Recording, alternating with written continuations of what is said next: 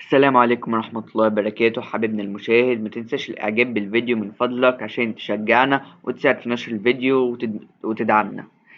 وصلي على سيدنا محمد عليه أفضل الصلاة والسلام. بسم الله، يلا نشوف الفيديو وقول لنا رأيك في التعليقات. أعزكم الله وخليك كريم وحط اللايك السليم. طيب خلينا نتكلم على الذكريات شويه. ونادرا لما بشوف الكابتن سيد عبد الحفيظ بيفرح قوي قوي، بس في فرحه معينه انا مش هقدر انسى. يعني الجري اللي انت جريته والمسافات اللي قطعتها في الملعب بعد نهائي القرن القاضيه. ممكن قول لي المباراه دي بالنسبه لك بتمثل لك إيه يا كابتن سيد؟ وهل هي دي اكتر مره فرحت فيها كواحد اهلاوي قبل ما تكون مسؤول مثلا في الجهاز الفني؟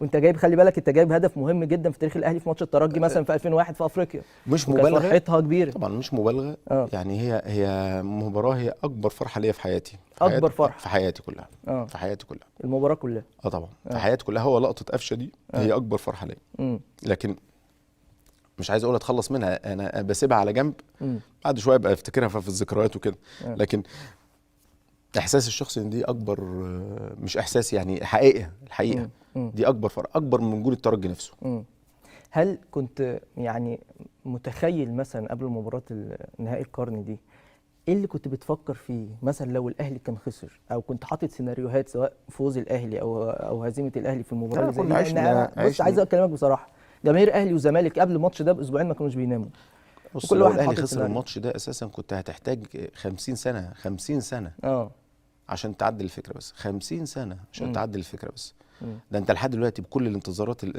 اللي انت فيها دي، كل الانتصارات اللي انت فيها دي، امم بكل المواجهات، انت شويه ارقام لو الناس بس تقعد تشوفها تحس ان النادي الاهلي ده في حته تانية خالص. امم بس انت ما بتتكلمش على امبارح، انت دايما عايز بكره، عايز صح بكره، عايز صح بكره، صح وعندك جمهور عايز بكره، وعايز امم بكره، عايز بكره، عايز امم بكره، عايز بكره، عايز بكره، وانت بتربي بالثقافه ديت وماشي على النهج ده مثلا.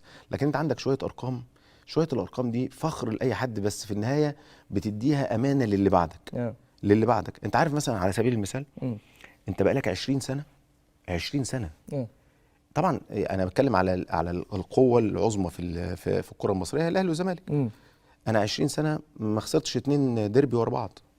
الاهلي ما 20 خسرش سنه 20 سنه. اه الاهلي من 19 سنه ما خسرش الدور الاول مع الزمالك، امم ما خسرش الدور الاول مع الزمالك. امم الاهلي من 16 سنه خسر لقطتين بس او مباراتين بس في الدوري، امم مباراتين بس في الدوري من 16 سنه. من من الزمالك. 16 سنه من امم الزمالك امم اتنين بس، امم اتنين بس. طبعا حاجه اه, كويسه جدا يعني في الحقيقه. طبعا. امم لا يعني انا برضو من الحاجات اللي ممكن افتخر بيها على المستوى الشخصي ان انا حضرت، يعني سواء كنت لعيب او مسؤول، كل النتائج مع نادي الزمالك على المستوى الشخصي.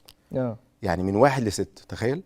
يعني كارقام يعني مفيش سكور نتيجه، يعني. مفيش نتيجه من 1 ل6 انا ما حضرتهاش، الحمد لله رب العالمين. امم ويعني دي من الحاجات اللي افتخر بيها. امم يعني نتائج 1-0 حضرتها، امم يعني مره بجول ابو تريكه ومره بجول علي معلول. 2-0 كتير جدا. امم 3-0 او 3 اهداف 3 مرات في امم بدايه حياتي يوم 4/7/97.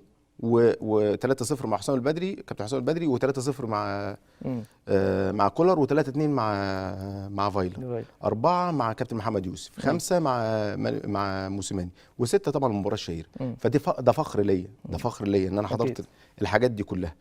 بس انت في النهايه، مباراه ال 27/11 دي 2020 امم مباراه كانت، آه، يعني مباراه مش فاصله، لان هي في النهايه في ارقام قبلها كتير وفي ارقام بعدها كتير، بس دي هتفضل في الاذهان لان مش بالساهل ابدا امم يجمعك القدر.